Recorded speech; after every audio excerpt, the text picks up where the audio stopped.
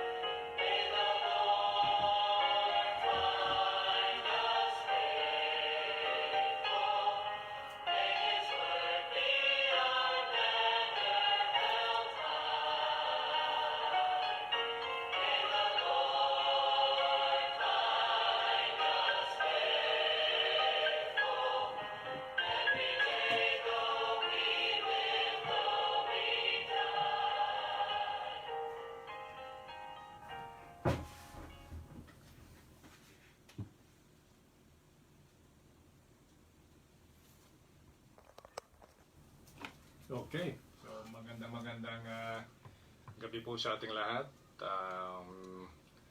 Harinawa yung pagpapala ng Panginoon ay mapasa atin as we are ready, preparing ourselves to hear His Word. Kaya napakaganda po ng kalooban ng Panginoon na nandun pa rin po yung kanyang pagtitiwala at paglalaan ng oras sa mga tao talaga na naniniwala sa Kanya at mga tao na nananalig sa Kanya, mga taong nagsasaya sa Kanya, mga taong nagtitiwala at patuloy kung Kristiyanong totoo nag-aabang sa pangakong pagbabalik ng Panginoon. Kaya tayo po ay saglit na manalangin at maraming salamat sa inyong prayer. Patuloy na pagsubaybay sa mga ganitong uri ng ministry.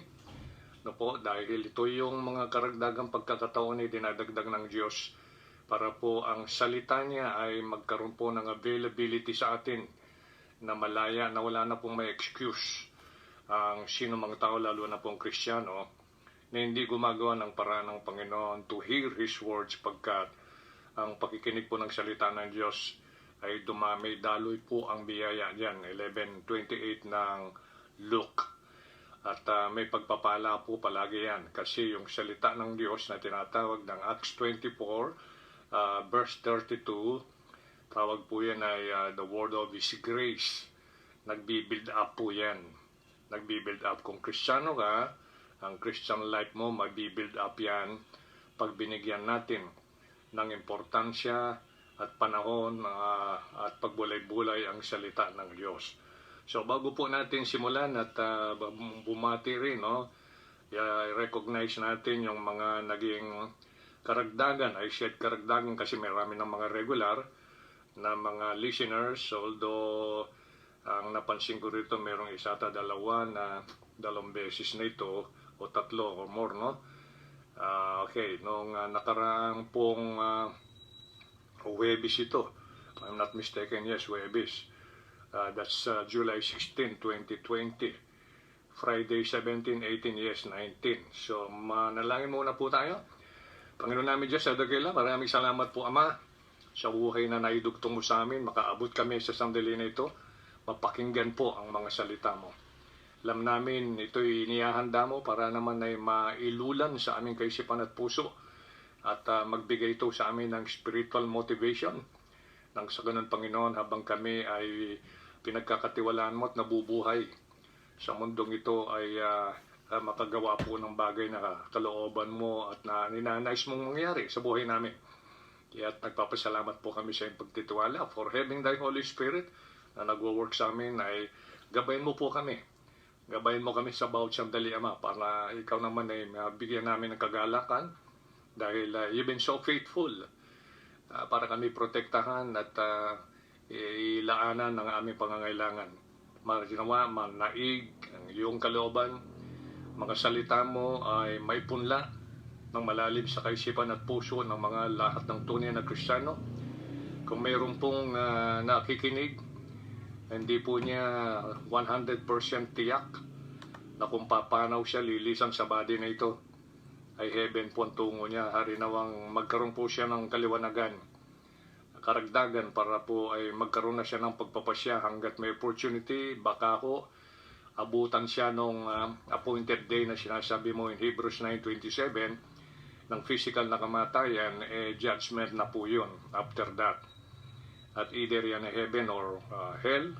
Kung hindi po niya kinilala na siya'y makasalanan at alam niya may pananagutan siya sa hell, kabayaran at kaparusahan ng kasalanan, eternity in hell, at meron ka nang ginawa 2,000 years ago, recorded in your book, at kung hindi po niya ito kinikilala, nananalig pa rin sa kanyang kabutihan na gagawa, and then paggawa ng mabuti sa kapwa, and then yung paggawa ng mga kautusan na alam niya, ay harinawa, Lord, ay magkaroon siya ng liwanag na tanging ikaw po ang nagbayad ng walang hanggang kaparusahan ng kasalanan ng lahat ng tao na minsan mo lang binayaran forever. Yan po yung term mo para yung taong maniniwala sa iyo, aamin na siya'y makasalanan, aamin na hindi niya kayang iligtas ang kanyang sarili, hindi niya kayang bayaran yun, hindi niya kayang dalhin ang kanyang sarili dyan po sa heaven, kahit saan man siya papasok o anumang religious organization o anumang effort ang gagawin niya. Kung i-reject ka niya, the one na God nag-manifest in the flesh to pay the penalty of our sin, siya po yung magbabayad. Harinawa, maging maliwanag ito sa lahat ng Kristiyano so that we may be able na ito po ay ibahagi, isalaysay sa mga taong kinaukulan na iyo pong inilalapit sa bawat isa na mga anak mo sa iba't ibang lugar. Harinawa, Panginoon, magtagumpay ang nilalain mo na mangyari sa gabing ito, matanggap ang dapat tanggapin, at ma-realize ng bawat isa sa amin ng mga tunay Kristiyano ang kahulugan, ang diwa, ang sustansya, katotohanan ng mensahe na ito na yung pinagkatiwala upang ito'y may deliver, may serve, mapagsalusaluhan lahat ng Kristiyano wherever they are as they are listening sa mga salita mo tonight. Mangyari po ito lahat sa iyong pangalan, karangalan at kapurihan, in Christ's name we pray. Amen. Alright. Last Thursday po, at yun po yung bali pinaka-prayer service po natin, devotion, ano? Actually, devotion, hindi na devotion yun.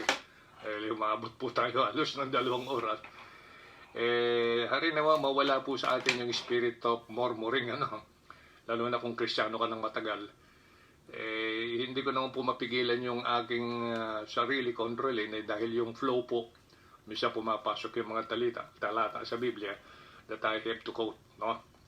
So, last Thursday ay meron akong nakita na mga doon, particularly doon sa like section, na mga pangalan na parang bago sa akin, ano? And yet, really appreciate them sa time na binigay nila upang makarinig. Kundi man nila nabuo lahat yung oras na yon, kahit paano meron silang narinig.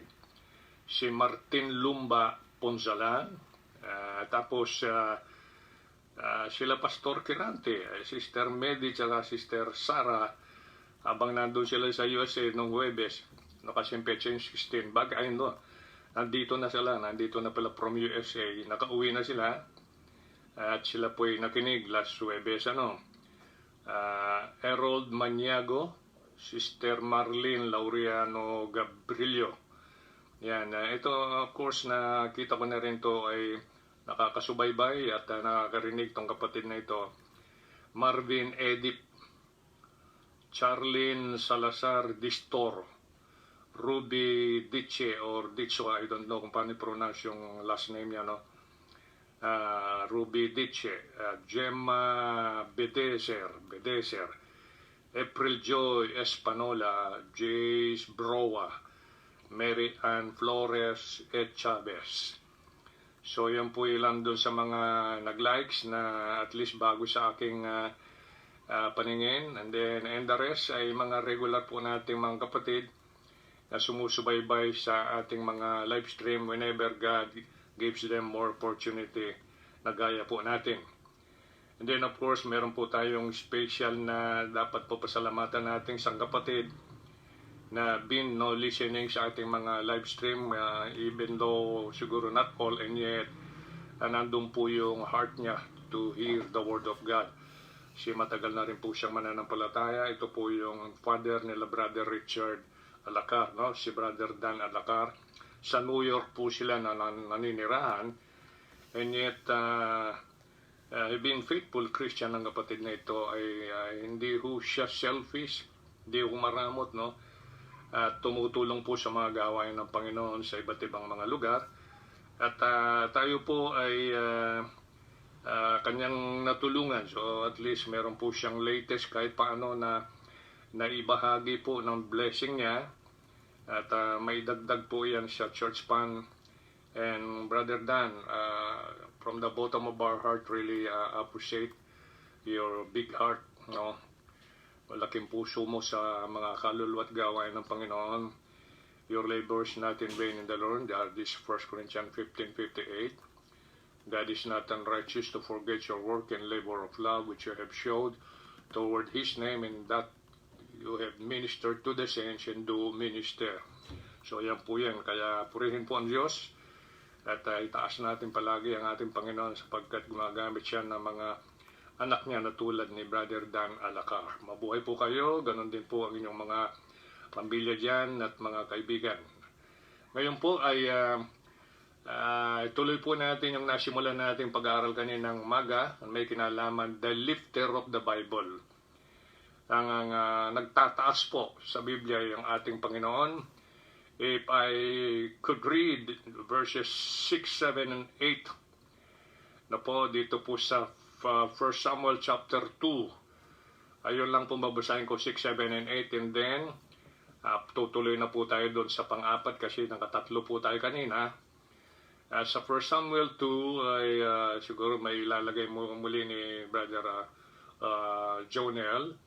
Ang 1 Samuel 2, particularly yung 6, 7, and 8. Ito po yung Panginoon para malaman po ng tao, lalo na ikaw na Kristiyano, napakaganda po, bakalaho natin ng Panginoon kasi mostly kasi inaabuso ng maraming tao, God is love. Yan. Pag God is love, hindi po siya yung nananakit, etc. Kasi Diyos ay pag-ibig. Kahit na ho, labas na ho sa batas, na alam natin, malimbawa, may asawa ka na, kumakalikot ka pa ng iba, nag-iibagan naman kami, nagmamahalan kasi God is love. Yung mga ganun ba? Ako, hindi po tama yun. Pansinin natin yung verse 6.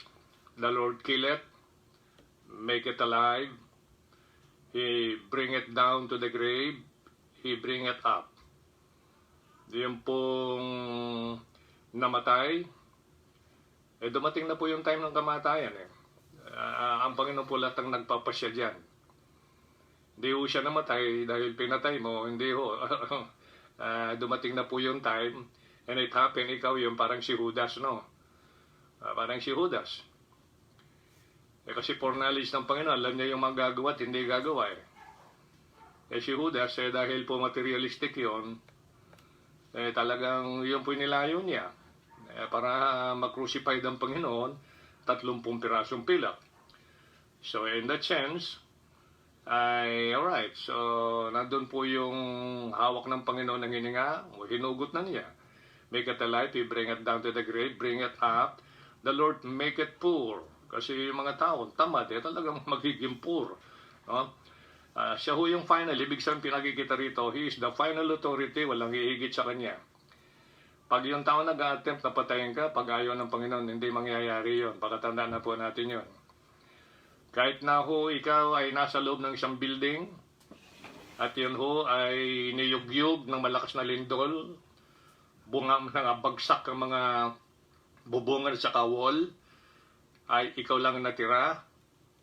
Bakit hindi nangyari sa iyo yun, mamatay, yung iba namatay. So, pinapakita lang po dito ang Panginoon ng kanyang kapangyarihan. So, the Lord make it poor, make it rich, He bring it low, He lift and lift it up.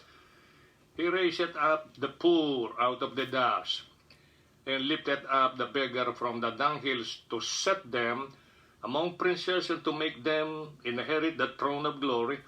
For the pillars of the earth are the Lord's, and He hath set the word upon them. So yan po yung Panginoon. That's why kinuha po natin kanina yung ating scripture, yung text natin, the lifter of the Bible, and that is the Lord. Kaya nauna po nating binigyan din yung gracious act niya. Yan, isa yan sa mga. Kundi po gumamit ng grace ang Panginoon. That's why in the Old Testament, you may read repeatedly yung mga tao doon talagang matuwid, pinagsisikapan nila na luwalhati ng Diyos, gawin yung kanyang kalooban sa abot ng kanilang kakayahan. Kasi sila by works, by their own works, no po? And then by their own faith. Samantalang ang pagkaiba po sa atin, nung nagkatawan tao ang Panginoon, ay grace po yan, at saka yung faith niya. Kasi siya po yung nag-author ng faith. God is the author and the finisher of our faith. So without that faith, na hindi po tatanggapin ng tao, ang tao may kanya-kanyang paniwala yan Kaya hindi po yung faith na in-author ng Panginoon na tinapos. Kasi yung faith na yon, alam naman natin, napakataas na Diyos, nagpakumbaba, nagsisimula po yan sa humility yan. Kundi ho, nagpakumbaba ang Panginoong Jesucristo, being God, na po, at nagkatawan tao to die for our sins, wala ho pag-asa yung tao, puro impyerno lahat ang bagsak po natin. Kaya umiral po yung dalawa, na magkatandem na ginamit niya, the mercy and the grace ng Diyos. Na po. Kaya pagkatandaan mo, kaya yung kanyang pananampalataya, the faith He authored, at yun ang iyong pinanghawakan, and then in-apply niya yung grace, nagkaroon ka ng relationship sa Diyos, na secured yung salvation mo from the punishment of hell. You are no longer going down to hell after your physical death, but ikaw po ay didiretso doon sa langit Absent from the body, but to be present with the Lord. Yan ang 2 Corinthians chapter 5. Kaya pagkatandaan po natin, gracious act po ng Diyos yun. Kaya sa Old Testament, they found favor. Sa New Testament, under grace and the faith of the Lord Jesus Christ, ay ang isang tao po, ay nagbigay po ng kasiyahan sa Diyos. Without faith, it is impossible to please God in Hebrews 11:6. So, grace po ang pag-lift up niya sa isang makasalanan para ho siya ay maligtas. And then, from being a child of the devil, naging anak ng Diyos. From being in darkness, nailipat sa light. From being in the power of Satan, in Acts 26 verse 18, nailipat po from the power of Satan unto the power of God in Acts 26 verse 18. Pakatandaan po natin na kaya po ang lahat ng Kristiyano ay translated into the kingdom of His dear Son. Dati ho ay saklaw tayo spiritually nung kapangyarihan po ni Satan, no? Kaya ngayon ay nailipat na po tayo, translated into the kingdom of His dear Son, spiritual kingdom. Paglipas po natin sa panahon na ito, palalampasin lang yung tribulation period. Alright, then bababa tayo mula dun sa langit. At pagkatapos, mag-occupy na tayo, magkaroon ng honeymoon sa 1,000 years. Yan po yung physical kingdom. Lahat po ng mga taong pumasok doon ay taong matutuwid. Doon sa tribulation, yung mga nag-endured unto the end. No po? At yung mga believers today. Okay? Yan po yung ating makikita rito. A gracious act po yun. Kaya nga, ang makikita po natin dito, for you know, sa 2 Corinthians 8:9, the grace of our Lord Jesus Christ, that though He was rich, yet for your sakes, He became poor, that through His poverty, you become rich. Napakaganda po ng kanyang layunin. Kaya huwag mong i-reject ang Panginoon. Or else, when you die, without having Christ in you as your Lord and Savior, you will be the one to pay the penalty of your sin forever and ever in hell. So, sunugin ka doon na hindi ka nalulusaw, pero conscious ka. Pangalawa ho, kaya ang Panginoon ay nagli-lift up, na po, mula doon sa dati mong kalagayan, ngayon nailagay ka ngayon na posisyon kay Kristo. Kaya lahat na pong na kay Kristo spiritually, nakaupo na po sa sangkalangitan. Alright, kung hindi ito itinuro sa ito, kung saan ka belong, and then wala pa ho siyang light diyan. Yan po yung ayan po yung Ephesians chapter 2 verse 6. Lahat ng nagay Kristo nasa heavenly places na po spiritually. Although physically may nakaupo, may nakahiga, may nakaside, iba-iba yung mga kanilang posisyon ngayon. Ano? Pangalawa ay victorious Lord. Yan, victorious Lord. Kung di po siya nagtagumpay laban sa kasalanan, laban sa devil, laban sa kasalanan, laban sa grave, alright, laban sa kamatayan, then walang victory, walang maglilift up sa iyo. Dapat sinaintindihan mo. The only one who is able to lift a man, alright, from being sinful and being, yung ito ay alipin ng devil, being a child of the devil, being in the darkness, being in the power of Satan, yun lang nagtagumpay laban kay Satan, laban sa kasalanan, laban sa grave, laban sa kamatayan, laban sa corruption ng body. He rose from the dead. Alright, after the 3 days. Yan po yung ating makita. And then, yung pangatlo, yung a living emancipator. Nabubuhay po itong Redeemer na ito, the one who sets free. And that's the Lord Jesus Christ. Alright, living emancipator. Kaya siya po ay willing pang mag-redeem, mag-set free dun sa mga tao na nasa pagkaalipin kay Satanas, kahit anong gawin nila, magulo ang buhay. Alright, na makikita ninyo, puro damage ang life. Makikita ninyo, maraming mga tao ngayon, kung anong pinagagawa nila sa kanilang mga body.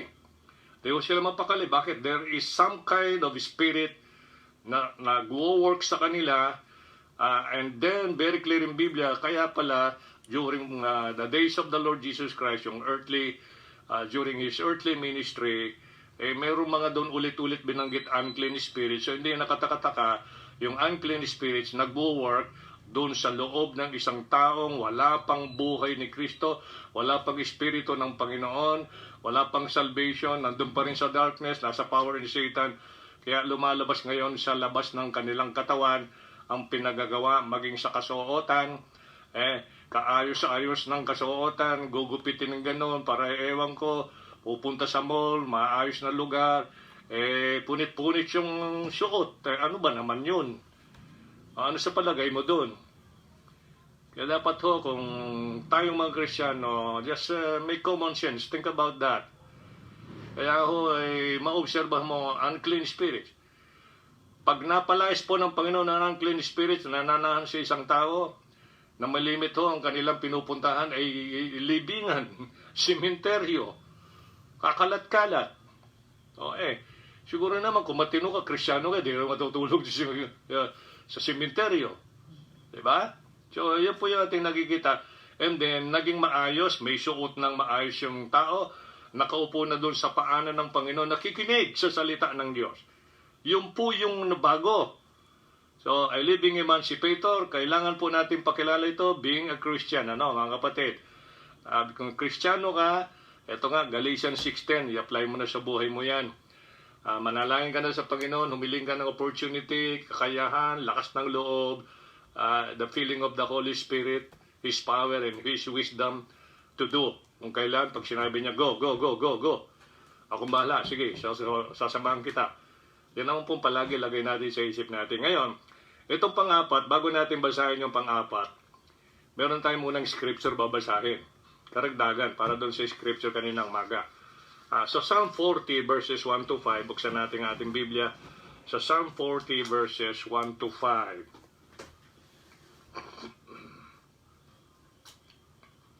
Psalm 40 verses 1 to 5. Then, pagkatapos nitong basa ko ng Psalm 40 verses 1 to 5, singitan po natin ng komersyal. Aawit lang po ako ng maliit, no? Kasi kaugnay po dito yun. Pero wala akong instrumento, Pagpasensya ko ninyo yung magiging boses ko, ha? Pag-pray ninyo, makaawit ako. Tagal ko na gusto ko tinahanap ko kasi itong kanta na ito kasi tugma kasi rito. Sa Psalm 40 verses 1 to 5, mga kapatid, are you ready? Basahin natin yung Psalm 40 verses 1 to 5. I waited patiently for the Lord, and He inclined unto me and heard my cry. I like that. Verse 2, I want you to notice verse 2. Kaugnay po nung binasa natin to sa 1 Samuel chapter 2. He brought me up also out of an horrible pit, out of the mighty clay, and set me free. Yan ang emancipator, no? Set me free, my feet upon a rock, and establish my goings. In verse 3, because of that, He had put a new song in my mouth. Kaya masayahong kumakanta talaga yung tunay na Kristiyano, Excited ho dyan, Even praise unto our God, many shall see it, and fear, and shall trust in the Lord. Verse 4, Blessed is that man that maketh the Lord his trust, and respecteth not the proud, nor such as turn aside to lies. Many, O Lord, my God, are thy wonderful works, which thou hast done, and thy thoughts, which are to usward, they cannot be reckoned up in order unto thee. If I would declare and speak of them, they are more than can be numbered. Kayo mga tunay na Kristiyano, sa abanan ninyong pagiging Kristiyano, I do believe marami na kayong napatunayan sa Panginoon. Batay sa description ng mga talata sa Biblia, yung ginawa niya sa iyo, sa akin, sa ating lahat, mga tumanggap sa Panginoon, makikita mo na naka-specified sa Biblia. Okay? So, siya po yung the lifter, the great lifter. Kaya ito pong He brought me out. Try ko pong ikanta ito kasi matagal ko hinahanap ang kanta nito. Pumasok lang po, hinahanap pala ni Brother Joel kanina, ay Jonel. Kakanta po ako kahit walang instrumento. Ano po, pagtsagaan nyo basta't yung message ang pakinggan nyo. He brought me out. Kung may songbook kayo dyan, page 64. Hindi yun siguro pareho, ano. Okay, relax tayo. Tagal na ako hindi kumakanta. Gusto ko talaga, pinaghahanda ko talaga kumanta yun bago ako mag-preach eh. Ready na ako, Ready na ba ako? Okay. My heart was distressed, 'neath Jehovah's dread frowns, and low in the pit, where my sins dragged me down, I cried to the Lord from the deep miry clay, who tenderly brought me out to golden day.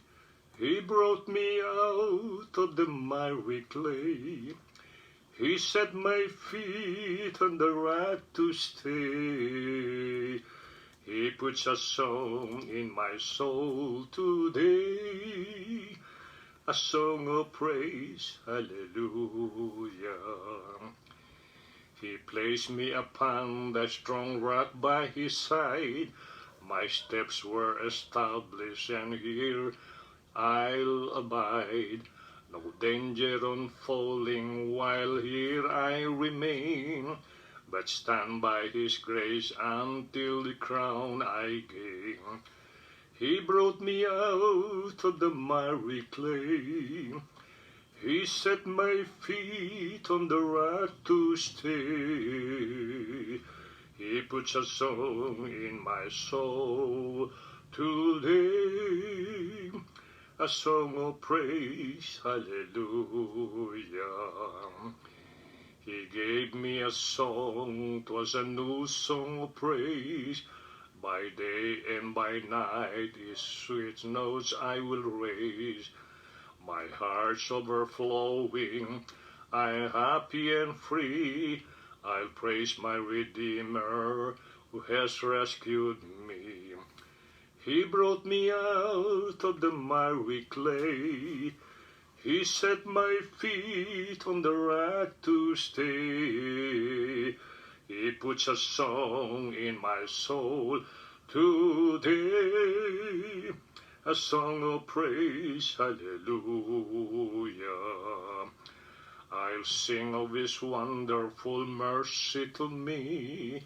I'll praise him till all men his goodness shall see. I'll sing of salvation at home and abroad, till many shall hear the truth and trust in God. He brought me out of the miry clay. He set my feet on the rock to stay. He puts a song in my soul today, a song of praise, hallelujah. Blessing po ito kasi noon, bago ako ligtas ito, palagi namin inaawit ito doon sa Mountain View Bible Baptist Church yan sa Balibago, Angeles City. Hari nawa, nakapakinig kayo ng isang kanta, ay wag nawa kayong magising sa panaginip ninyo dahil nakakatakot. Hindi ho, purihin po natin ng Diyos for that opportunity, and I love to sing, sa totoo lang, no? Kaso ho, hindi ako ay nabigyan ng gift ng galing sa panggigitara. Nag-attempt po ako doon, meron na akong talagang alam kahit paano. Nasa sentro kasi dito yung aking attention. So, let's talk about point number 4. Are you ready na? Amen na? Alright. Mark chapter 1, 29 to 31. Mark chapter 1, 29 to 31, ang pag-usapan natin sa pang-apat na punto. After those three, no? Yung gracious act, yung a victorious one, o Lord, no? Nakita natin dito kanina yon. Tapos yung a living emancipator, ang pang-apat po natin, a great physician. Yan. A great physician. Kaya doon sa 1 Peter chapter 2 verse 24, ay makikita po natin doon na by His stripes you are healed. Atin may enjoy natin yan. Pagbalik niya, papalitan niya yung ating buong bibigyan tayo ng bagong katawan na tinatawag na glorious sa Philippians 3, immortal, incorruptible sa 1 Corinthians 15. pagbalik niya. So, hindi na po tatalabang sakit. Wala ng sorrow, wala ng death. Hindi ka na magugutom. Wala ng virus. No po, pakatandaan po natin. Ako excited ako dito. Sa ngayon, tiisin po natin. Pero nangako naman din na Taiwan, pababayaan. Alam mo naman yon. Ikaw nakikinig, di ba? Masarap po ang nabubuhay na ginagawa yung kalooban ng Diyos kasi you will enjoy the sweet fellowship and the fellowship na meron ho tayo sa Panginoon. Kapag hindi mo na-enjoy yun, something wrong sa'yo. Okay? Ikaw na nakikinig na hindi mo na-enjoy yung fellowship, wala kang excitement, naku, may problema ka. Ay, search mo, pa-search mo sa Panginoon, para yun ay may confess, may tuwid, may tama. Nang sa ganoon, ay nandun ka sa saya. Okay? Great physician. Mark chapter 1, verse 28 to 35, maraming record in the Bible na ginawa ng Diyos. Itong mahalagang bahagi ito, pang may pakita niya during that time, yung future niyang gagawin. Kung noon, during his earthly ministry, ay naipakita niya ito, makapangyari niyang gawa bilang God, at then the same time, bilang tao, nagutom din siya, di ba? Inantok din siya. Kailangan din ho niyang kumain, matulog, uminom, etc. Marami, napagod din po. Kailangan din po, yun ang kanyang pagiging son of man. Yung kanyang pagiging son of God, isipin mo naman ba yung patay, bubuhayin niya. O yung gutom, pakainin niya. Yung bulag, bigyan niya ng paningin. Yung bingi, bigyan niya ng pandinig. Kita niyo, yung hindi makatayo, binibigyan niya pagtayo. Yan ho ay lahat ay demonstration, showing, nag-manifest yung kanyang pagiging God doon. Kaya siya ay tinawag na Son of God. Ngayon naintindihan mo na, dalawang title. Kaya ay, nakakatakot po yung mga religious group na ang paniwala sa Panginoon ay maliit na Diyos, yan Jehovah's Witnesses, na po. And then, yung tao lang, sabi ng INC at ibang mga religious sectors, mga kapatid, blessed ka dahil sa iyong pagnanais na makilala siyang lubusan maunawaan. You spend time reading His book, studying His Word, listening, meditating upon His Word. Holy Spirit, alam niya yung heart mo, yung magandang motive mo, i-reveal niya yun. According to 1 Corinthians chapter 2. So verse 28 ng Mark chapter 1, and immediately his fame spread abroad throughout all the regions round about Galilee. And forthwith, when they were come out of the synagogue, they entered into the house of Simon and Andrew, with James and John. Yan ang po yung mga kasama niya. Pakatandaan po natin, natanyag po, nakilala siya, kumalat yung kanyang kasikatan, sabihin po na natin yung kanyang pangalan, dahil doon sa mga pinagagawa niya na makapangyarihang gawa. Kaya ito po, napunta sila, verse 30, but Simon's wife's mother. Itong Simon may asawa, so yung mother niya mayroong sakit, lay sick of a fever. Kung i-compare ninyo, kung nakikinig ngayon o nagte-take note ka, itong Mark 1:30, compare mo yan dun sa Matthew 8:14, in-identified yung Simon na yan kung sino? Si Peter. So si Pedro, merong pong asawa. Okay? Ngayon, meron pong relihiyon na kagisnan natin sa Pilipinas, yan ang pinakamalaki, at siya po yung kanilang tinanyag na first vicar. Na ibig sabihin siya yung pinakaunang pope nila, si Peter. Ayaw naman nilang mag-asawa. Dapat sundin si Peter. Diba? Yung Levitical priest. Meron silang asawa. Bakit sila binawal yung pag-aasawa? Kaya may mga lihim Ayan, may mga lihim Yun po yung mga nangyayari. So, but Simon's wife's mother lay sick of fever, and anon they tell him of her. So, I repeat, I compare this verse 30 with Matthew 8:14. Pagdating doon sa Galatians chapter 2, nirebuke po siya ni Apostle Paul. Sino nirebuke? Si Peter, dahil po hindi tama yung ginagawa niya during that encounter. Gagawin mong pope yun? O, kita nyo? Sasabihin ko sa inyo, kayo mga nakikinig po, no? Wala ho tayong sinisira dito. Sinisira ho natin yung maling paniwala, lumalason sa maraming tao. Alright? Ba't bawal mo? Ba't gagawa ka ng batas? Salungat dun sa batas ng Panginoon. Si Peter may asawa. Kung siya yung unang pope ng relihiyon ninyo, why Peter ay may asawa, kayo wala? Ba't binabawal ninyo mag-asawa yung father tsaka yung mother? Yan pa yung problema eh. Naging father, wala naman asawa at anak. Naging mother, wala naman asawa at anak. Kakita nyo? Puro ho kabalagtiran eh. That is common sense, no? In verse 31, and he came and took her by the hand. Right? He came and took her by the hand. Sino yon? Nanay nung asawa ni Peter. Sa biyanan, matuwid na salita, biyanang babae. And lifted her up, hinawakan, tinaas, malakas ang Panginoon nung. Lift her up, and immediately the fever left her and she ministered unto them. Kita nyo kung ano ang reaction niya after na nagkaroon siya ng kagalingan. Naglingkod. Hello? Naglingkod. Paano naman, kumusta ka naman kaya kapatid? Kristiyano, ikaw ang nakikinig dito. Naglilingkod ka ba sa Panginoon? Na-appreciate mo ba? Talagang totoo? Pinasasalamatan natin yung ginawa niya sa ating buhay na napakarami. Alright? Unsaved ka, naging saved ka. Child of the devil, naging child of God ka. Nasa darkness ka, ngayon nasa liwanag. Nasa kapangyarihan ka ni Satanas, ngayon ay nasa kapangyarihan ka ng Diyos. Dati nakain ka sa sin, ngayon nakain ka kay Kristo. Ang dami. Amen? Tapos wala kang paglilingkod. Walang effort. So may problema po tayo dyan, ano? Pag magkaganon.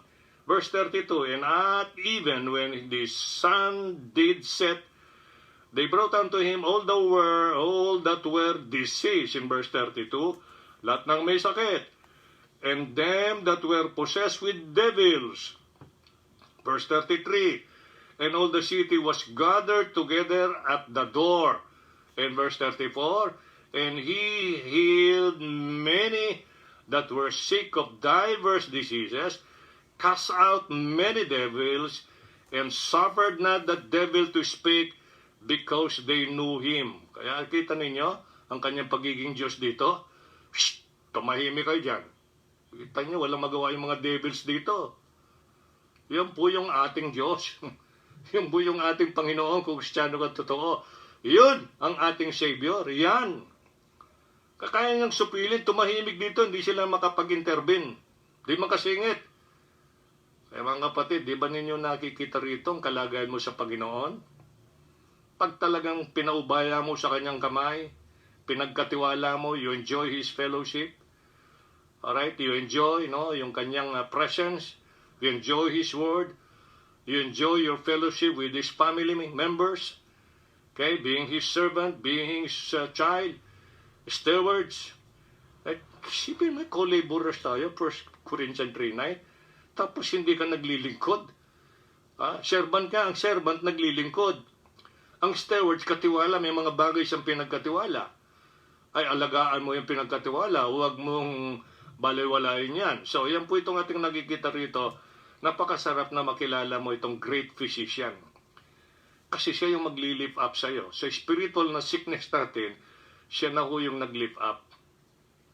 And then, sa katawan, from time to time, magkikita naman ninyo. Kaya nga, di ba na-emphasize natin, for more than 3 months, alas 4 months na, wala ka pang COVID. Gusto mo magka-COVID. Ako, ayaw ko. Kaya kinakailangan po, nilalapit sa Panginoon. Ina-appreciate mo. Lord, nakaraos po kami na maghapon. Hindi kami nadapuan ng COVID. Dahil po ay pinigilan mo, nilabanan mo, hindi mo po hayag. Kasi palagi dapat, kinikilala natin. Ang kailangan lang po natin, acknowledge yung presence. Alright, i-acknowledge natin yung kanyang capability, yung reality, nung kanyang pangako that He will never leave us nor forsake us. Yun lang naman po ang kailangan ng isang Kristiyano. Mag-rely ka, magsaya ka. Psalm 37 verse 4, delight in the Lord, and He shall give the desires of thine heart. Hiling ka ng hiling, naghihintay ka impatiently. Wala ka naman saya sa Panginoon, ba't mag-expect ka dun sa desire mo, inihiling mo. Tapos pag hindi mo natanggap sa mahabang panahon, discourage ka. Ang problema sa atin kailangan masaya ka, with or without that. Habang wala yan, maglingkod ka. Kung hindi pinagkalob ng Diyos, ang mahalaga, buhay ka pa. Dahil ang ating physical life dito sa mundo, physical earth, yan ang pinakamahal na kayamanan that you have. Kasi pang eternity, meron na tayo nun secure na yun, hindi na pwedeng mawala yun. Sa ngayon, yung physical life, buhay ka pa.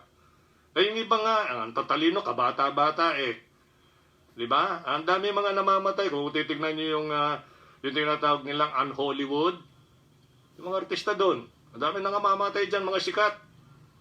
Dito lang, di ba? Mga sikat may gitna 40, 50. Delikado pa rin yung mga sikat na lumaki ang ulo. Ngayon, talagang delikado po yun. Kaya ang Panginoon kasi may hawak, nagsusurprise siya, mag-uwi, namatay na si so and so. Dapat kilala natin po ang Diyos na ating Ama, ang ating Panginoon. Being believers in Christ, knowing Him and doing His will, panatag ang pakiramdam mo. Na-enjoy mo ang life. Kontento ka for what you have. Patient ka sa paghihintay sa iyong kahilingan kung loloobin niya. O baka yung kahilingan natin, meron siyang mas maganda kaysa dun sa kahilingan mo.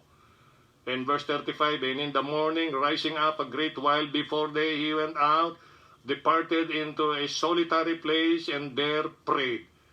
Kita niyo yung halimbawa niya during his earthly ministry. Sa pagkakataon tao, nananalangin siya. Kinakausap niya yung Father. Being man, dapat din ang Kristiyano. Huwag mo nating ubusin yung time naman dun sa gadget na yan.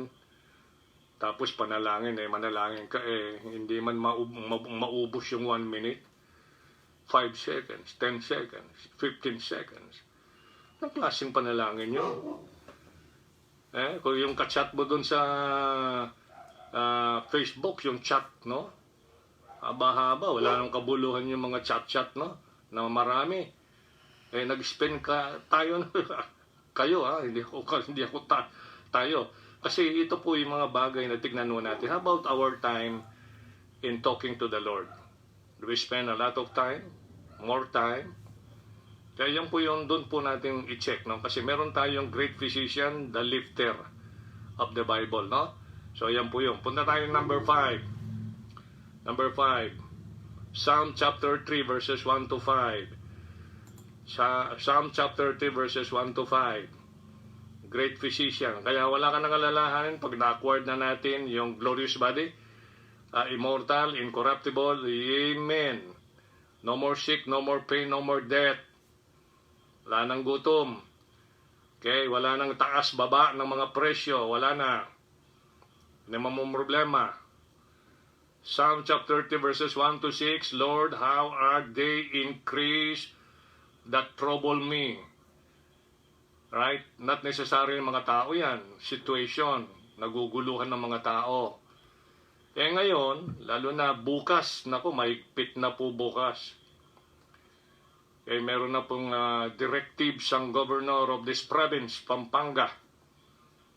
Mga 18 below. Lumabas na walang mask at lumabas kahit na po siya ay may mask. At na-perceive na siya, huy bata. Aarestuhin ho yan, pananagutan din ng magulang. Kaya ay higpitan po natin ang ating mga anak. Baka nadadala ho sila sa laro-laro dyan sa labas. Meron hong nagro-ronda. Kanina nga papunta nga kami doon sa simbahan.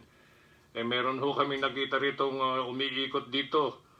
Right, yung sasakyan ng mga pulis na pinagkaloob ng Pampanga, no? Yung governor, yung province sa Pampanga dito sa area natin. Ayan po yung naglilibot, doon sinasakay. Yung pong mahagilap dyan sa daan. Kaya kailangan po natin dito ay sumunod tayo. There's nothing wrong with that. Kasi maganda na yung situation dito sa Pampanga. Tayo po ay nananatili sa modified, general, community quarantine, alright, medium risk. Pag bumaba na tayo sa low risk, maganda na po yun, gumaganda na.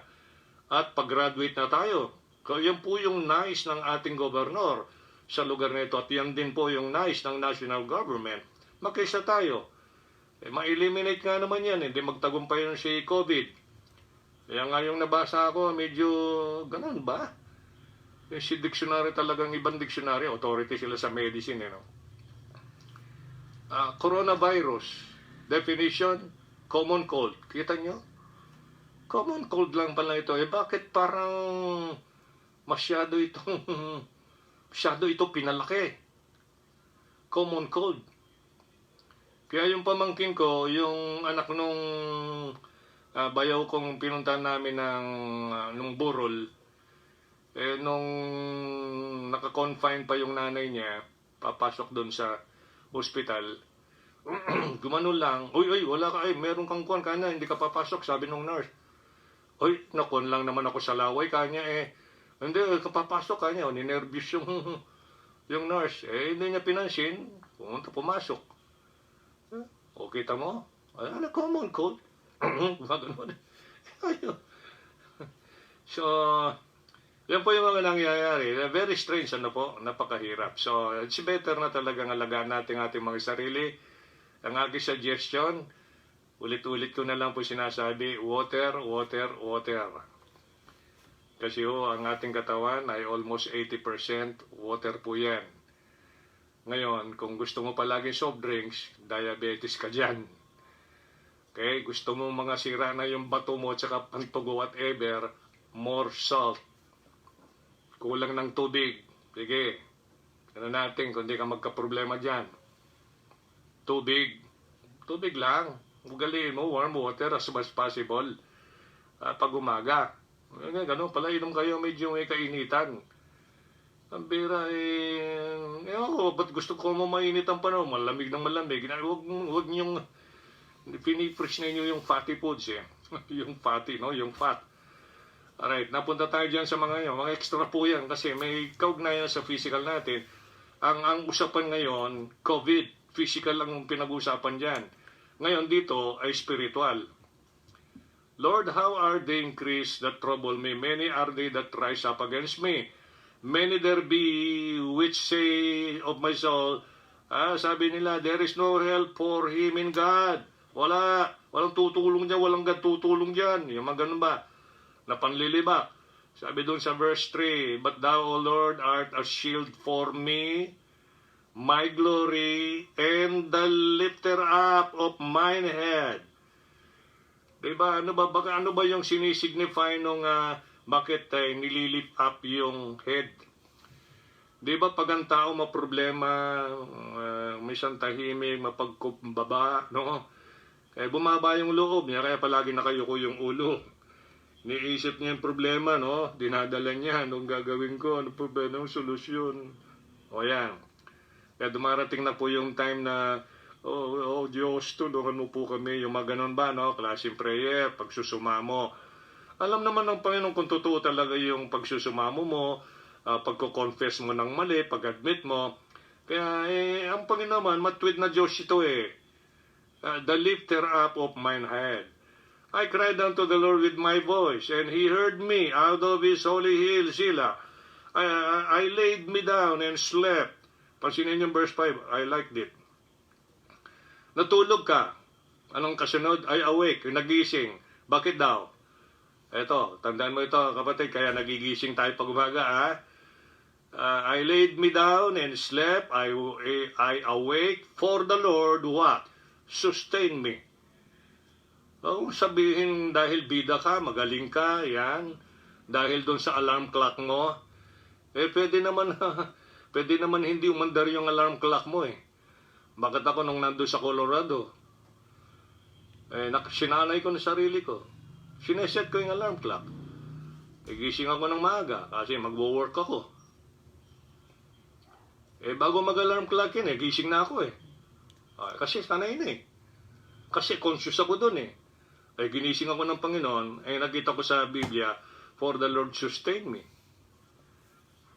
So, maraming galaw ang Panginoon kuminsan na ayaw natin pansinin. Pag pinapansin mo, may enjoy mo ang ginagawa ng Panginoon. may enjoy mo yung kanyang fellowship present, especially yung kanyang promise, yung faithfulness niya sa atin bilang related sa kanya. No? I will not be afraid of 10,000 of people that have set themselves against me round about. I like this. An exalting friend.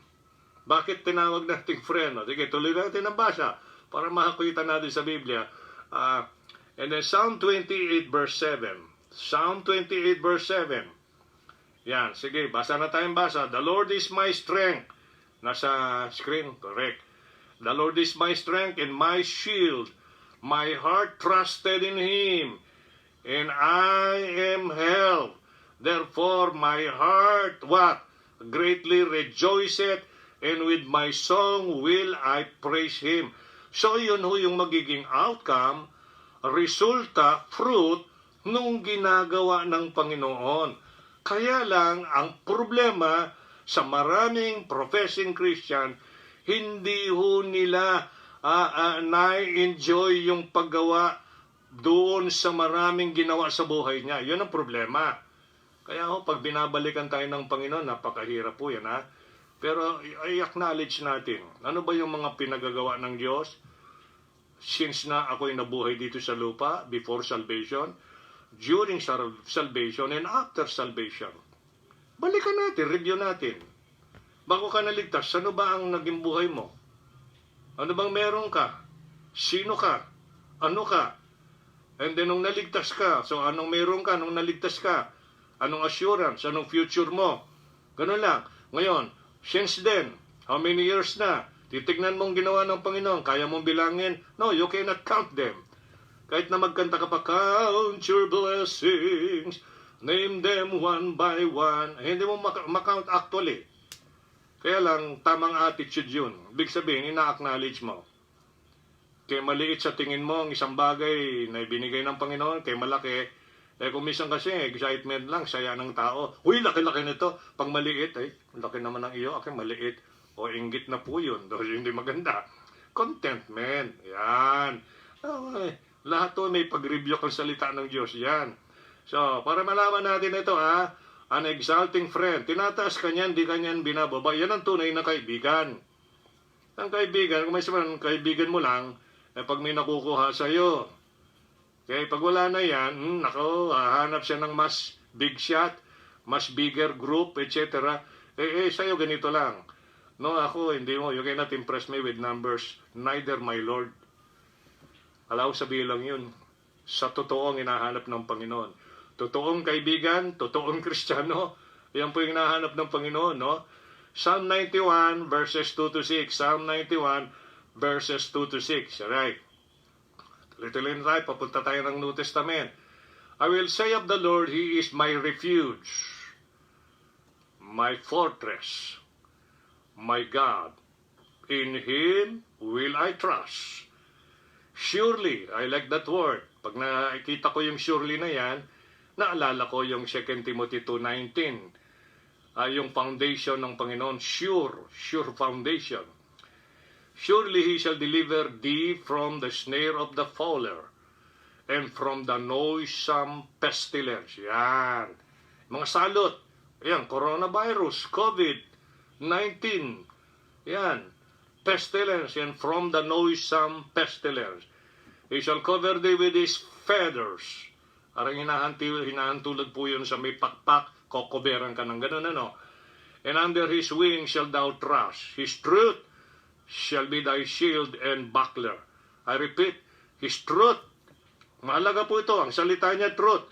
Kailangan ito mga kapatid, dito tayo mag-enjoy. Babaran natin yung ating isip, puso, sa mga katotohanan na ito. Kasi light yan and lamp eh.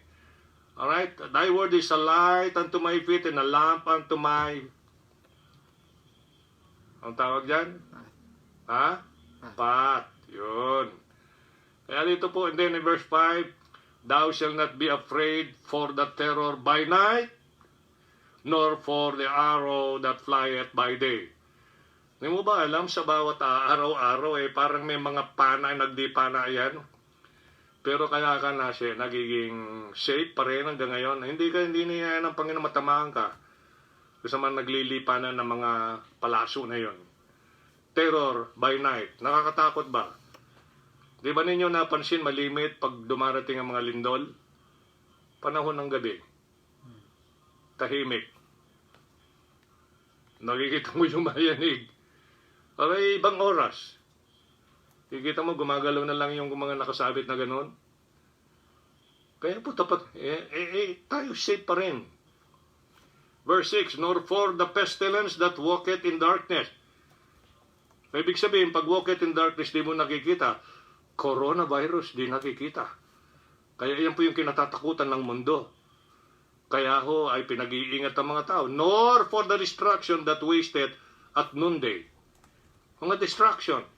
Lahat po ito ay nagaganap. Nagsasalubungan lang po yan. Sa ating paligid. Pero, ang mahalaga rito, you have to acknowledge and we must aware ang Panginoon pa rin ang nagko-cover sa iyo. Gaya ng isang may malaking pakpak, kinocoveran kang ganyan. Mga kapatid, is that He's your Lord? Siya ba yung Lord mo na kinikilala? Ako, siya po ang Lord kong kinikilala. Manalig ka sa Kanya. Napakasarap. Sabi ko sa inyo, Ephesians 6. Kaya mahalaga po yung truth. Sabi niya dito, buckler yan eh. His truth shall be thy shield and buckler. Yan po yung kalasag mo. Kaya kung may palaso man, kalasag tumatama. Hindi man nila niyan ma-penetrate yung truth. Kasi ang truth talaga, ang truth na yan. So, we have the person, the truth, the Lord Jesus Christ, and we have His written word, the truth. Ephesians 6:16 to 18. Then, pagkatapos po nito ay isang right book na lang, and then go to the last one. Ephesians 6:16 to 18. Above all, taking the shield of faith, wherewith you shall be able, kung saan, pamagitan nito you shall be able to quench all the fiery darts of the wicked. Marami ho yan, di mo nakikita, pero Panginoon, napakaganda ng salita niya dun. Dahil kinokoberan ka, meron kang truth, yan ang shield mo. Alaho, hindi ka mapipinsala because may shield ka, the Lord ang shield mo. Yung truth niya, yun ang shield mo. Yan. Above all, taking the shield of faith, wherewith you shall be able to quench all the fiery darts of the wicked, and take the helmet of salvation, in verse 17, and the sword of the Spirit, which is the Word of God. We have the Holy Spirit, we have the sword of the Spirit, and that is the Word of God. Kapatid, kung hindi ka nag-aaral dito, hindi ka nag-memorize dito, wala kang natatandaan dito, you don't even want to familiarize yourself with the passages in the Bible, paano ka magiging effective ang iyong pagpapatotoo kung hindi ka marunong na mag-quote ng Scripture? Kaya hindi pwede ka naman mag-witness without holding the literal book. You can quote, basta i-cite mo yung book, cite mo yung chapter and the verse as you can. Kaya mahalaga po yung memorization, no? And then sabi po ng verse 18, praying always, ginawa po ng Panginoon yan, mga kapatid, with all prayer and supplication in the Spirit, and watching thereunto with all perseverance and supplication for all saints. Mga kapatid, for all saints. Pagaliin po natin yung manalangin, mga kapatid, praying always, hindi sinabing praying sometime, pag may problema lang. Hindi po, praying always with all prayer and supplication in the Spirit, and watching thereunto with all perseverance. Ano yung perseverance? Ayan, pagpupursige, yan, pagpapatuloy, kahit ano yung mga nakakaharap mo dyan, because the Lord is with you, you have the shield of faith, and that is the Word of God, and then tuloy-tuloy ka lang, and supplication for all saints. Kinakailangan ginagawa mo rin, yung hindi lang pinapanalangin mo yung ating sarili, panalangin mo yung iba, sama mo. Okay? Kung pwede mo rin may sama, kung yung pastor mo, amen. Ganun lang ho yun, magdalangin lang tayo, huwag mo sarilinin yung prayer. Kasi hindi nyo alam na tayo binabantayan ng Panginoon dyan. Baka lang ang pinagpipray natin, Lord, sana po ay bigyan mo kami ng ganito, yan. Lord, sana po ingatan mo kami. Lord, sana po ganito, ganyan. Amen. Wala kang naalalang iba naman mga tao na maaring nabalitaan mo, naalaman mo sitwasyon yun, di mo man sinama sa prayer. O maaring nasa front line yung mga manggagawa ng Diyos like your lingkod na pastor, hindi mo man naalala sa prayer. Mga kapatid, lahat po ito chinecheck ng Panginoon. Okay, John 15 verses 13 to 18. Pansinin ninyo ito Ito very touching ito Dapat maging aware tayo. We are talking about the lifter that is the Lord. Itong the Lord nito, one time nagpakilala at siya yung nagsabi ng ganito. Kasi bakit sino ba siya? Great physician and exalting friend. Kapag dating natin dito sa John 15, 13 to 18, greater love hath no man than this. Okay? Dakilang pag-ibig na wala ang tao kaysa higit dito. Ano yung greater love na yon? That a man lay down his life for his friends. Verse 14. Paano ka may tuturing ng Panginoon as his friend? You are my friends if just read 14. You are my friends if you do whatsoever I command you. Alam mo ba yung kapatid? Pag ginagawa po natin yung directive will ng Panginoon, tinuturing kang kaibigan, at because of that, the spirit of friendship, willing niyang ialay yung time niya, willing niyang ialay ang kanyang buhay, nailaan na yan, pagkatandaan mo, ang tangi lang paaandarin niya yung kanyang protective hands, the power, the leading, the guiding of the Holy Spirit. Yan po yung gagawin niya. Kasi ginagawa mo yung kanyang directive will. Kaya may enjoy mo yung kanyang fellowship. Pero kung hindi po natin ginagawa yung directive will niya, samantalang yun lang ang paraan para po magkaroon ng application, the power, the effectivity nung friendship na sinabi niya. You are my friends if you do whatsoever I have commanded you. Gusto mong ma-enjoy yung friendship ng Panginoon? Unang-una, binigay na niya ang buhay niya para sa iyo. Alright? Mga malilit na lang bagay ang kanyang gagawin diyan. Dahil siya po ay victorious Lord siya. Pakatandaan mo yon, no? Henceforth, I call you not servants. Doon sa punto na yon, ay hindi kanya muna tatawagin na servants. Merong iba namang paraan yon, no? Okay. For the servant knoweth not what his Lord doeth. Ikaw, magkaibigan kayo. Alam mo naman magkaibigan, malimit magkita yan. Malimit mag-usap yan, tama? Yan, basta't magkakalapit lang, malimit mag-usap yan. Chika-chika, yan ganon. No, there's nothing wrong with that. Magkaibigan nga Kahit na lang doon sa pamagitan ng social media. Alright, messenger, nag-uusap yan, cellphone. Alright, kahit nagpupuyat, nauubos yung load. Tira ng tira. Alright, yan ang ating nakikita dito, no? Henceforth I call you not servants, for the servants knoweth not what his Lord doeth, but I have called you friends. For all things that I have heard of my Father, I have made known unto you. Wala ka nang may kakaila. We have the written words of God. Pag in-ignore natin ito, hindi natin ni-research, hindi natin pinag-aralan, hindi natin inalam, hindi natin tinandaan, doon tayo nagkakaroon ng problema, yung friendship natin sa Panginoon.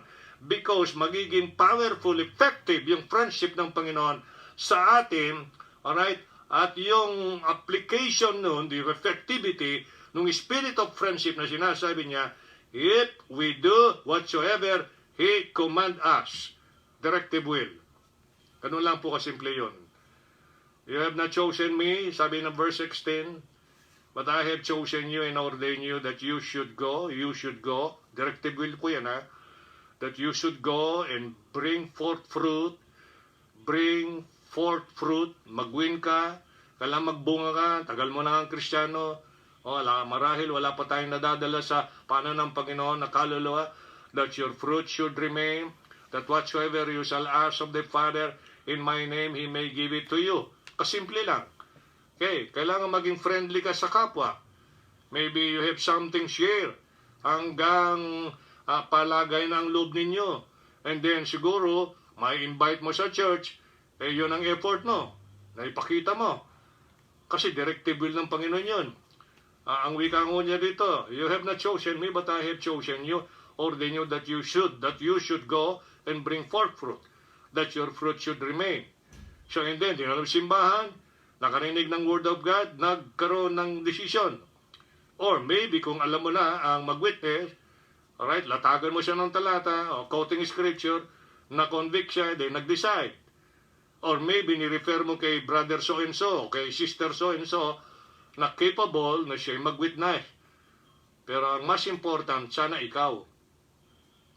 Madali lang yun. Eh, kung iba, ang dami mong alam, dami nating alam, iba-iba. Eh, ito pa kaya naman pag-witness ba naman may hirapan ka ba naman Kristiyano? Bakit? Dapat hindi ka mahiya because you have the Holy Spirit. You have the book. Ang salita ng Diyos, sword. So, hindi pwede dyan ang Satan dyan. Di mananaig dyan. Kasi natin in verse 17, these things I command you, that you love one another. Yun ang Galatians 6:10. As you have therefore opportunity, let us do good unto all men. Kailangan sama-sama tayo dyan. Hindi gawa lang ni pastorian tsaka yung mga workers. Hindi. Lahat tayo. Especially unto the household of faith. Paano kaya magiging role mo dyan? Maybe ikaw ay magandang giver, mabait. Pag pinagpapala ka ng Panginoon, hindi ka maramot. You just share. You spend time in praying.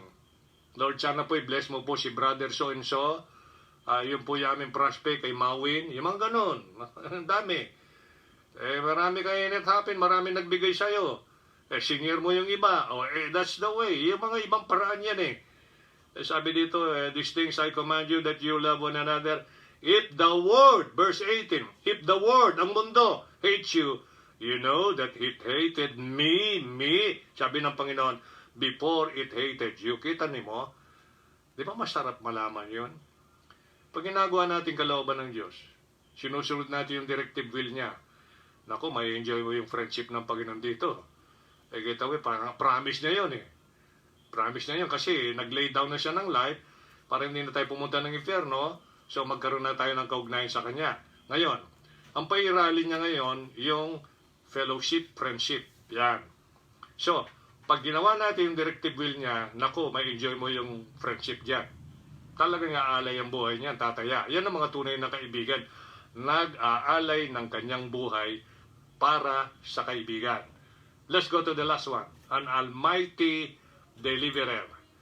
An almighty deliverer. Yan, ito talaga, makikita natin ito. Sarap ito. An almighty deliverer, Mark chapter 9, verse 21 to 29. Mark chapter 9, verse 21 to 29. Alright, let's read. Haba-haba ito. Ito lang tayo mag-e-end. Mark chapter 9, 21 to 29, verse 21. And he asked his father, kasi talking dito yun sa mga may anak ito, tinatanong niya, kailan pa siya nagkasakit? Nag-investigate, alam niya yung naging situation ng bata. Kasi ito yung nilalapit niya. After na nakagawa na siya ng mga previous na pagpapagaling bilang physician, no?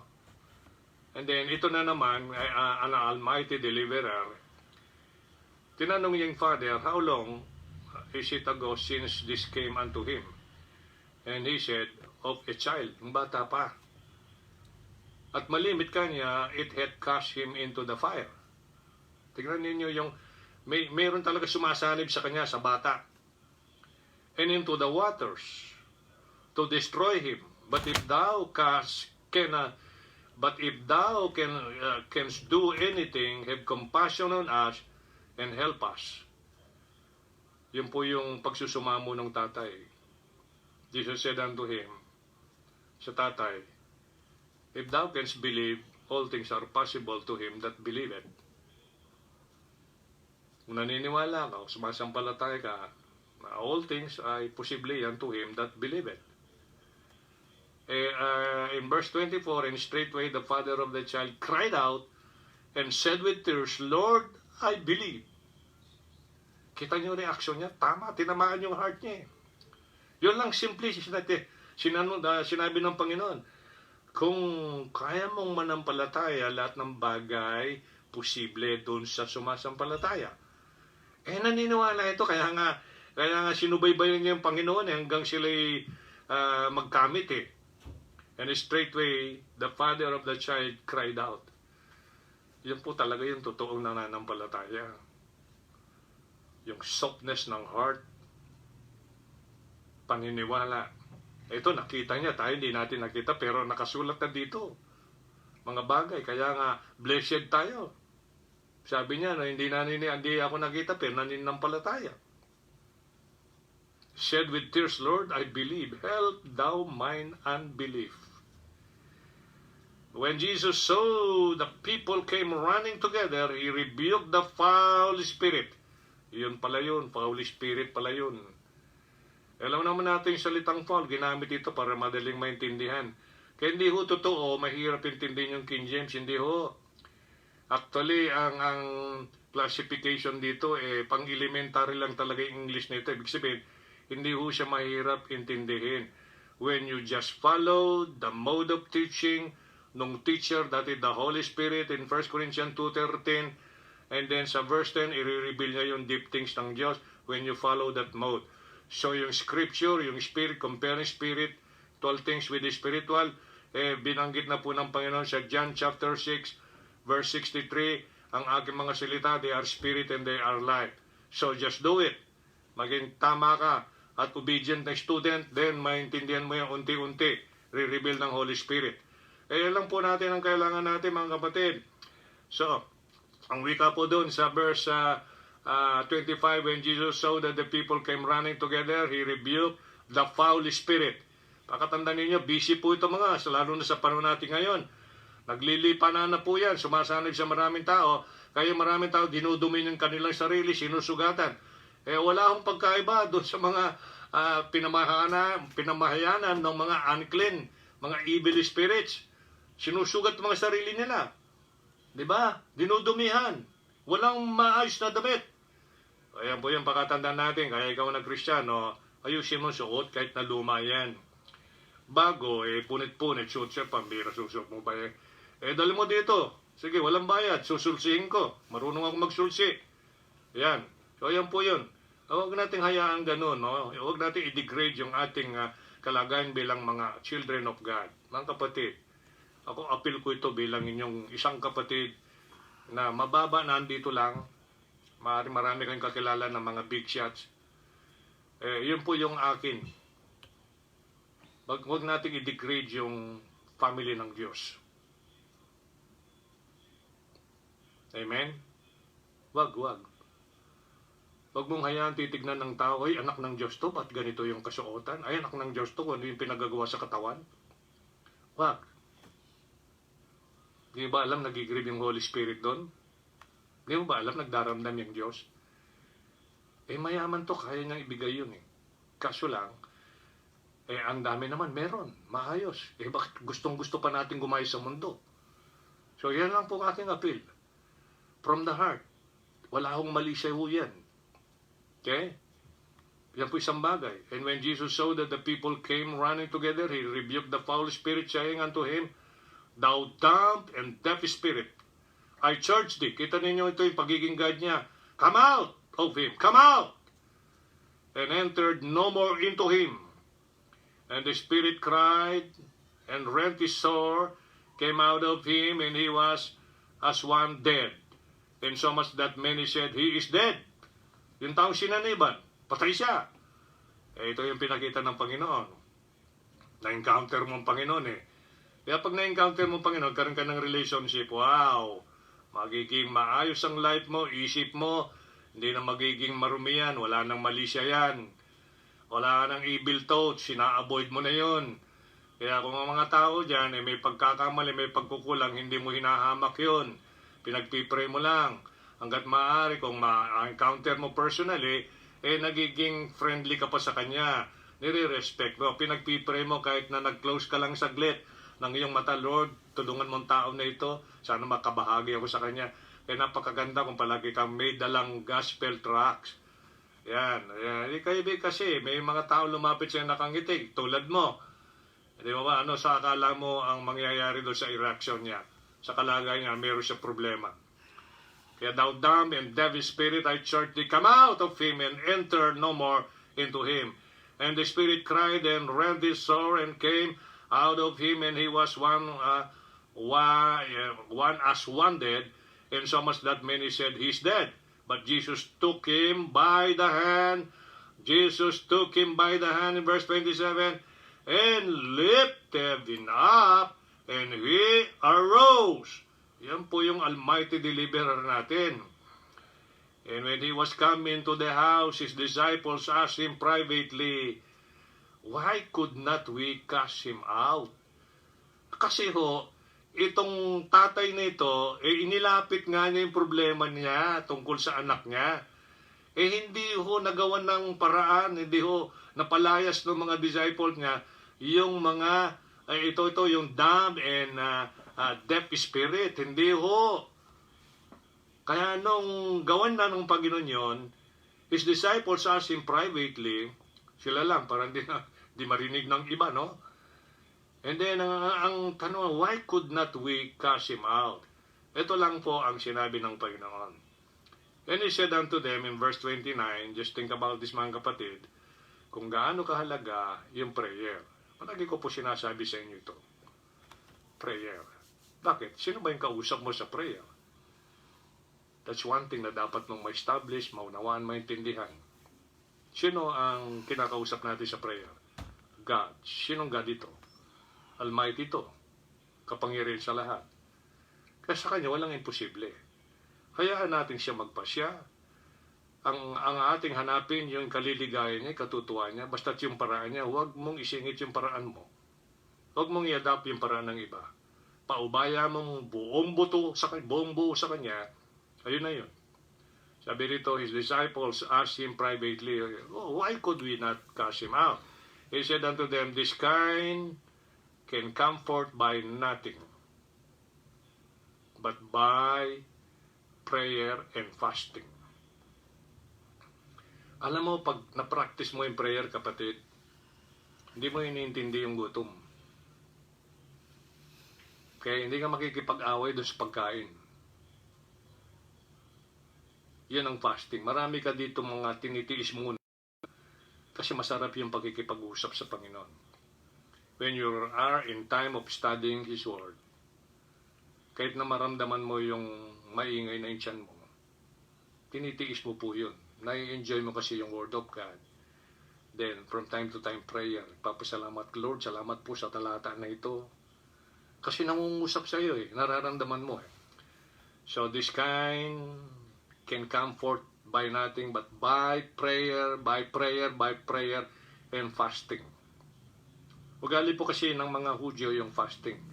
Kaso inabuso ko yun. Hindi ko naging totoo sa kanila. Kaya nagka-problema. Ang fasting implies na meron ka mga bagay na tinitiis na wag mo nang gawin na dati ginagawa mo.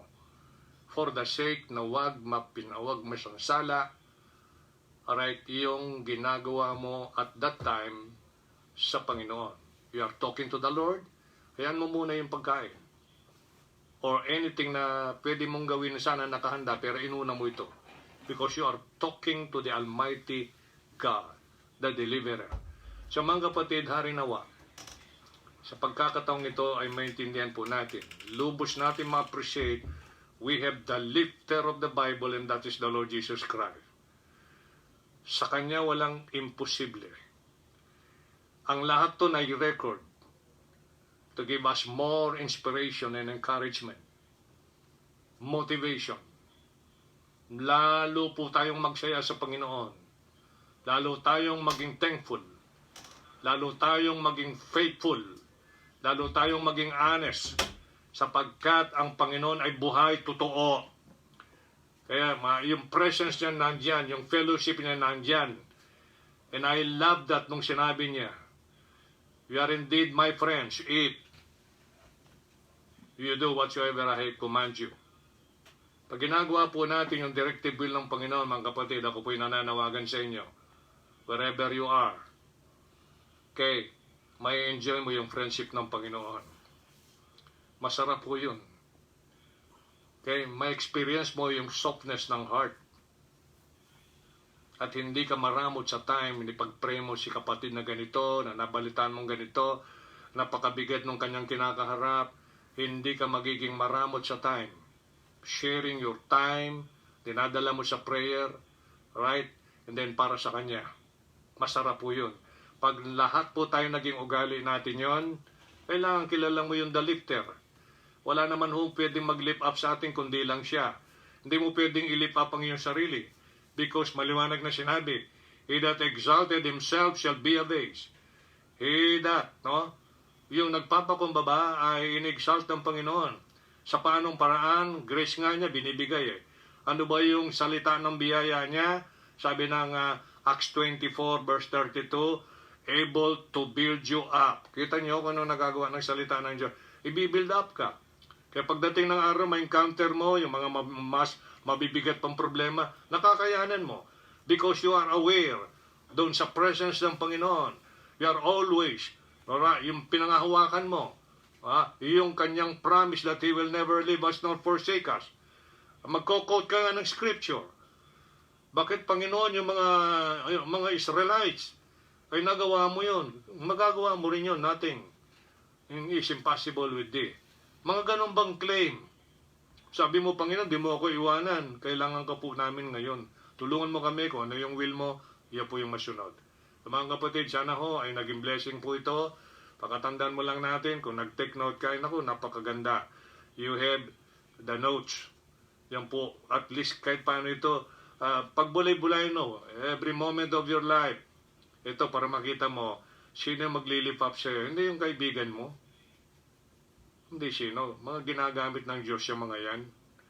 Para yung paglilift up ng Panginoon, He might use your friend to lift you up sa mga bagay na gagawin. Ano kaya yon? Surprise, surprise, surprise. Kasi yun ang mga kilos ng Diyos eh. Hindi naman yung bababa sa uli para personal na gawin niya sa hindi ganun. Ang pagbaba niya, susunod, yung imimit na tayo in the air. Babangon na yung mga namatay kay Kristo at mga nabubuhay, bibigyan niya ng bagong katawan, imimit natin sa air, haharap tayo doon sa judgment seat of Christ, para naman i-reward yung dapat bigyan ng reward. Sorry doon sa hindi magkakaroon ng reward kasi nagpabaya, hindi binigyan ng importansya yung kahalagahan po ng directive will ng Panginoon. Manalangin po tayo mga kapatid. Sana ho, tuloy tayo magdalanginan. Enjoy po natin yung mga pagtitipon na hanggat malaya po ang ating pagkakataon. Pag-pray po natin yung ating lugar, Region 3, Pampanga, and the nation, the leadership ng bansa nito. Yung ating mga neighbor countries, and then at the same time, neighbor na mga regions. Pag-pray po natin, huwag tayo maging selfish. Napakahalaga. Lalo sigit tayo magkakapatid dito. Alright? May mga kapatid tayo dyan sa Mexico. May mga kapatid tayo doon sa Baliwag. Mga kapatid po natin doon sa Makabebe. Dito, may mga kapatid tayo sa iba't ibang mga lugar. As much possible, maalala ninyo sa prayer ninyo. Huwag ko kayong maging kuripot sa time. Remembering them. Okay? Remembering them. Kasi ito yung binabantay ng Panginoon na attitude natin. How often we talk to the Lord? Gano'ng katagal kang nag-spend ng time? Di baling maikli, basta't palagi. Hanggat nandito ka, limba, malayo. Okay ka na, libre ka na. Diyan mo, yuko ka, sandali. Pray ka, pasalamat.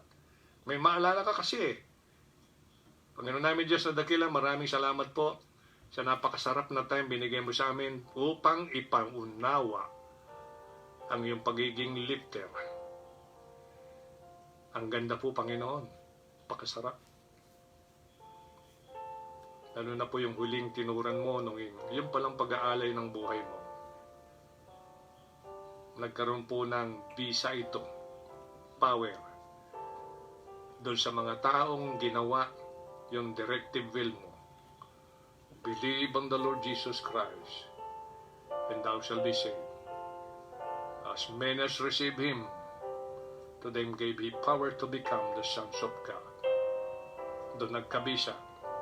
Save kami, justified, sanctified, at nailagay sa iyo spiritually ng Banal Espiritu, ilagay kami and then registered in the book of life, recipient ng buhay na walang hanggan, which is the gift na binanggit mo. Sealed kami with thy Holy Spirit. Ala na ho kaming hahanapin pa. At binigyan mo ng diin. Hindi mo kami iwanan pababayaan.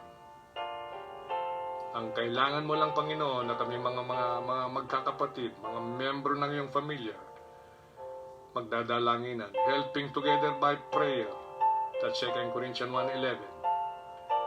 Pag magkaganon, magiging maganda po ang aming ugnayan. Pagtutulungan, pagkakaisa, para po yung unang bahagi ng Galatians 6:10. Let us do good unto all men. Hindi na po mahirap gawin po yun.